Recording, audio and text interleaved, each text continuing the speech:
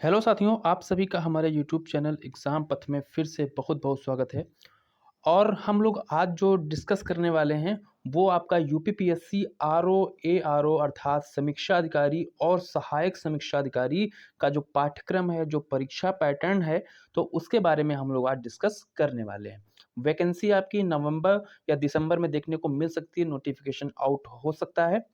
तो इसलिए हम लोग आज इसका जो पैटर्न है और इसका जो सिलेबस है, उस पे हम लोग बात कर लेते हैं, क्योंकि हम लोग आने वाले समय में हो सकता है मंडे से क्या करेंगे, जो आरओ एआरओ के लिए जो एक कोर्स है, वो कंप्लीट कोर्स जीएस का और हिंदी का वो हम लेके आने वाले हैं। तो उसके पहले हम आप सभी को परीक्षा पैटर्न और साथ में जो इसका जो सिलेबस है वो आपको बताना चाहते हैं। ठीक है? चैनल पे नए हो तो चैनल को सब्सक्राइब ज़रूर कर लीजिए, जिससे कि आपको हमारे नोटिफ़िकेशंस ईज़िली मिलते रहेंगे और आप हमसे जुड़े रहेंगे। तो चलिए हम लोग अब बात करते हैं, जो इसका पैटर्न क्या है और इसका सिलेबस क्या है। ठीक है?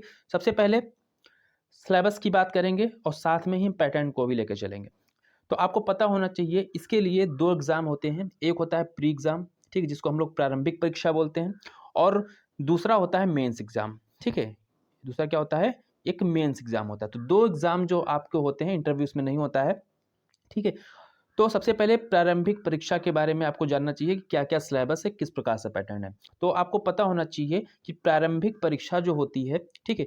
इसमें आपके 2 पेपर होते हैं। कौन से पेपर होते हैं? 2 पेपर होते हैं, और 2 पेपर कितने मार्क्स के होते हैं? कुल 200 मार्क के होते हैं। 200 अंक के 2 पेपर होते हैं, जिसमें हम लोग बाँटेंगे। फर्स्ट पेपर जो होगा, प्रथम प्रश्न पत्र जो होगा, वो आपका 2 घंटे का होगा। मतलब फर्स्ट शिफ्ट में आपका क्या होगा, एक प्रथम प्रश्न पत्र होगा, उसके समय सीमा जो है 2 घंटे है। उसमें क्या है कि आपसे जनरल स्टडी के 140 प्रश्न पूछे जाएँगे। कितने? 140 प्रश्न। और ये सारे जो प्रश्न होंगे वो आपके एमसीक्यू फॉर्म में होंगे, अर्थात क्या, जो है ऑब्जेक्टिव फॉर्म में होंगे। ठीक है? और जो अंक निर्धारण इसके लिए है, वो अंक क्या है? 140 अंक, अर्थात एक प्रश्न के लिए आपको 1 अंक दिया जाएगा। और नेगेटिव मार्किंग का इसमें क्या रोल है? तो 1/3 जो है इसकी नेगेटिव मार्किंग है। ठीक है? तो ये तो हो गया आपका प्रथम प्रश्न पत्र के बारे में। इसके बाद क्या है? इसके बाद इसका जो सब्जेक्ट हम लोग देख लेते हैं। जो प्रथम प्रश्न पत्र है, इसमें आपसे कौन-कौन से सब्जेक्ट पूछे जा सकते हैं। तो आपसे इसमें विज्ञान होगा, इतिहास होगा, इतिहास में तीनों इतिहास, प्राचीन, मध्य और आधुनिक। फिर आपका भूगोल, फिर आ जाता है करंट अफेयर पूछा जाएगा। राज्य व्यवस्था अर्थात जो पॉलिटी होती है, संविधान है, वो आपसे पूछा जाएगा। और यूपी स्पेशल अर्थात यूपी विशेष से संबंधित जो जनरल नॉलेज है, वो भी आपसे पूछा जाएगा। जनसंख्या व नगरीकरण जो है, वो आपसे यहाँ पे रिक्वायर है, आपसे पूछा जाएगा।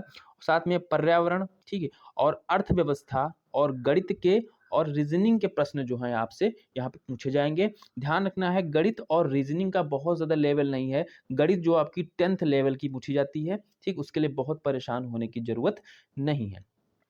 ये तो हो गया आपका फर्स्ट पेपर प्रारंभिक परीक्षा का। इसके बाद साथियों क्या आता है, तो द्वितीय प्रश्न पत्र होगा। उसका क्या है? तो द्वितीय प्रश्न पत्र आपका 1 घंटे का होगा, ठीक है? दूसरी शिफ्ट में द्वितीय प्रश्न पत्र होगा, उसकी समय सीमा साथियों 1 घंटे है। और ये आपका सामान्य हिंदी का पेपर होगा। काहे का पेपर होगा? सामान्य हिंदी का पेपर ये होने वाला है। और इसमें आपसे 60 प्रश्न पूछे जाएँगे, और ये सारे प्रश्न क्या होंगे? एमसीक्यू फॉर्म में होंगे, मल्टीपल चॉइस क्वेश्चंस होंगे, ठीक है? और ये 60 प्रश्न जो होंगे कुल मिला के 60 अंकों के होंगे, अर्थात एक प्रश्न जो होगा वो 1 अंक का होगा। नेगेटिव मार्किंग सेम है, 1/3 जो है, 1/3 जो है नेगेटिव मार्किंग यहाँ पे है। ठीक है? तो आप इस तरह ये जान गए कि इसमें जो प्रारंभिक परीक्षा होगी, इसमें 2 पेपर होंगे। पहला पेपर कितने नंबर का? 140 नंबर का पूछा जाएगा, और उसमें 140 क्वेश्चन होंगे। फिर दूसरी शिफ्ट में दूसरा जो प्रश्न पत्र आएगा, वो आपसे 1 घंटा समय होगा, और उसमें सामान्य हिंदी के 60 प्रश्न आपसे पूछे जाएँगे। अर्थात कुल मिला के आपसे कितने पेपर आपका होने वाला है? 200 अंक का आपका पेपर होने वाला है। ठीक? ये बात आप ध्यान रखेंगे। अब हम क्या करेंगे, जो टॉपिक हैं, जो 60 प्रश्न हिंदी के पूछे जाएँगे, इनमें टॉपिक कौन-कौन से हैं, तो इनमें भी के बारे में हम लोग जान लेते हैं। तो आपसे 60 अंकों के अंतर्गत 6 जो टॉपिक हैं पूछे जाएँगे। सबसे पहला आपका विलोम है, ठीक? 10 नंबर के विलोम शब्द आपसे पूछेगा। शब्द एवं वाक्य जो वाक्य शुद्धि है, ठीक है? वो आपका 10 नंबर का पूछा जाएगा। फिर है वाक्यांश के लिए एक शब्द, ये आपके 10 नंबर के पूछे जाएँगे। तत्सम तद्भव, ये भी आपका 10 अंक का रहेगा। और विशेषण विशेष से जो ये टॉपिक है ये भी 10 अंक का, और पर्यायवाची ये भी आपका 10 अंक का पूछा जाएगा। कुल मिला के कितने हो गए? 60 अंक हो गए। ठीक है, 60 अंक, 6 टॉपिक, कोई बहुत बड़ी दिक्कत नहीं, बहुत आसानी से आप इसमें स्कोर कर सकते हैं। मोस्टली स्कोर इसमें लोगों का 50 से लेके क्या 55, ठीक है, और कुछ जो ज़्यादा पढ़ने वाले बच्चे हैं तो वो 55 से ज़्यादा भी 57, 58, 59 भी करते हैं। ठीक, तो इस जो टॉपिक में आप 50 प्रश्न जो आराम से कर सकते हैं। ठीक है, तो इसलिए ये आपको हिंदी जो है इस पे आपको फोकस रखना है। ठीक, महज 6 टॉपिक यहाँ पे हैं।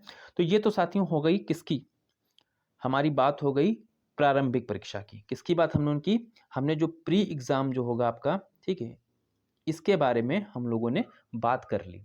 ठीक, जितना अभी जो आना है, पैटर्न जो आपको पता चल गया 200 अंक का होने वाला है, सिलेबस भी हमने आपको यहाँ पे बता दिया है। ठीक है, तो यहाँ पे प्री परीक्षा जो है वो उसकी बात कंप्लीट हुई। ठीक है, कोई डाउट हो कमेंट बॉक्स में ज़रूर पूछेगा, हम लोग उसका जवाब देने का प्रयास करेंगे। अब इसके बाद जब आप यहाँ पे क्या करेंगे, जब अगर प्रारंभिक परीक्षा आप क्वालिफाई करते हैं, क्या करते हैं, क्वालिफाई करते हैं, अगर प्रारंभिक परीक्षा आपने क्वालिफाई कर ली, अब फिर आपको क्या होगा, आपको बैठना होगा मेंस परीक्षा में। किसके लिए, आपको मेंस परीक्षा में बैठना होगा। तो हमको अब मेंस परीक्षा के बारे में भी जानकारी प्राप्त करनी है। ठीक है, इसके मार्क्स जो हैं, प्रारंभिक परीक्षा के मार्क्स जो हैं वो मेंस परीक्षा में नहीं जुड़ते हैं, आपको मैं बता दूं। ठीक, स्क्रीनिंग परीक्षा है। ठीक है, सिर्फ क्वालिफाई करनी होती है। चलिए आगे बढ़ते हैं, हम लोग आगे बात करते हैं अब मुख्य परीक्षा के बारे में। यहाँ से आपका सिलेक्शन होगा, क्योंकि मुख्य परीक्षा के मार्क्स पे मेरिट का निर्धारण होता है। तो मुख्य परीक्षा में आपको ध्यान रखना है, जो पेपर होगा वो कुल मिला के 400 अंक का होगा। कितने अंक का होगा, कुल मिला के 400 अंक का मुख्य परीक्षा होने वाला है। और इस मुख्य परीक्षा में आपसे पेपर कितने होंगे, कुल 3 पेपर होंगे इस मुख्य परीक्षा में। ठीक, 3 पेपर 400 अंक के। ठीक है, अब हम इसको डिवाइड कर लेते हैं, जो तीनों पेपर अलग अलग हैं इनके बारे में जान लेते हैं।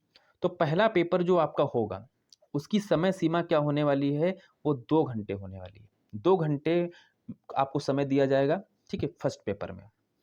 तो फर्स्ट पेपर में क्या है, जो जीएस आपका पूछा जाता है, सामान्य अध्ययन के जो क्वेश्चन होंगे वो कितने होंगे, वो 120 प्रश्न होंगे।